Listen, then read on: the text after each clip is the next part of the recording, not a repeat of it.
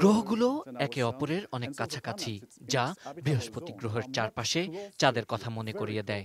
অতি শীতল ক্ষুদ্রাকৃতির নক্ষত্র টিআর এপিপিআই ST1। এখনও নক্ষত্রটি অনেক ছোট এবং শীতল। 7টি গ্রহই নাতিশীতোষ্ণ, যার অর্থ গ্রহপৃষ্ঠে তরল পানি রয়েছে এবং সম্ভবত প্রাণেরও অস্তিত্ব রয়েছে। গবেষকদের বিশ্বাস, TRAPPI ST1 প্রাণের জন্য সবচেয়ে উপযুক্ত। এটা পৃথিবীর চেয়ে কিছুটা শীতল। টেলিস্কোপের সাহায্যে এসব গ্রহের বায়ুমণ্ডলীয় পরিস্থিতি গবেষণা করা যাবে। এসব গ্রহের কোনোটির ওজোন স্তরে অণুর অস্তিত্ব থাকলে তা জেমস ওয়েব স্পেস টেলিস্কোপ দিয়ে চিহ্নিত করা সম্ভব হবে।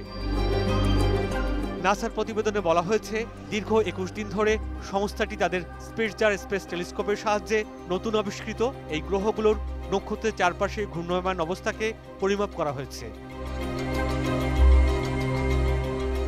Sudip Ghosh, desk report, ATN news.